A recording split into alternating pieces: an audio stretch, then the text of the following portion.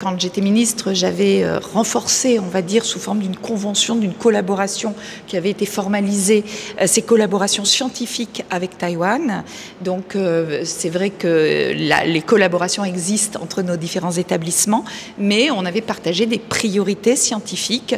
Et donc c'est vraiment cette idée de réaffirmer cette dynamique qui est forte depuis plus de 30 ans, sur le plan, je dirais, de l'enseignement, mais aussi de la recherche, de l'innovation. Et puis j'ai une autre casquette aujourd'hui, puisque je suis professeure à l'université Paris-Saclay et un peu ambassadrice de cette université. Hier, j'étais avec le président de NTU, National Taiwan University, et ces deux écosystèmes, avec évidemment le volet académique de recherche et d'enseignement dans ces deux universités, mais aussi écosystème avec un lien très fort avec l'industrie. Et l'idée d'avoir tout ce spectre et le renforcement à travers la collaboration scientifique, académique, jusqu'au transfert et à l'industrie est vraiment très présente dans les discussions que nous avons. Et entre nos deux universités, NTU et Paris-Saclay Université, on espère renforcer les collaborations et élargir finalement ces collaborations entre la France et Taïwan, aussi à travers, par exemple, nos deux universités. Donc ces collaborations, vous le disiez, elles sont sur plusieurs plans, le plan académique, de la recherche aussi, de l'éducation et bien sûr avec le transfert aux industries.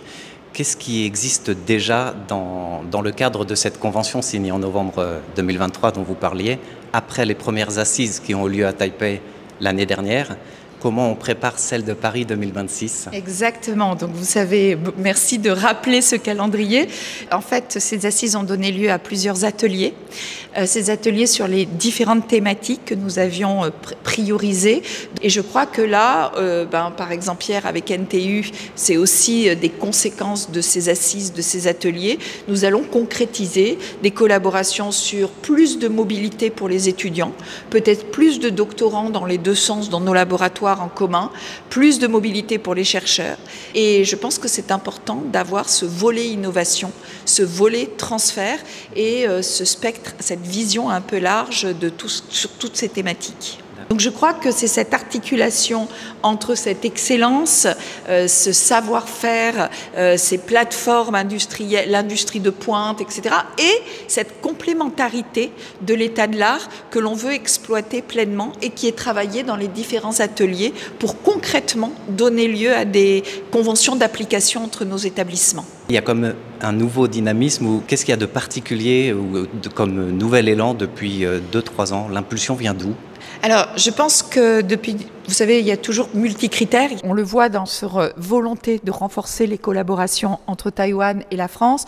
Bien récemment, en tant qu'un peu ambassadrice de l'université Paris-Saclay et avec le président de l'université Paris-Saclay, nous avons eu l'honneur et le plaisir de recevoir l'ancienne présidente Tsai sur le campus donc de l'université. Et on voit que vraiment, c'est cette volonté commune de part et d'autre, de renforcer les collaborations scientifiques. Et je crois que le levier scientifique qui va de l'académique jusqu'au volet industriel est un levier très puissant aujourd'hui.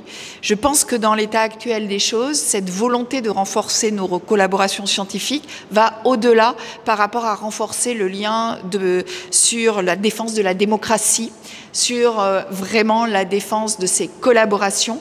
Et je crois que le levier scientifique a été un des leviers dans lequel, aussi bien au niveau ministère, quand j'étais ministre, aussi bien au niveau du bureau et au niveau de Taïwan et de la France de façon globale, et de nos institutions, de nos universités, il y a eu cette volonté commune de renforcer ces collaborations.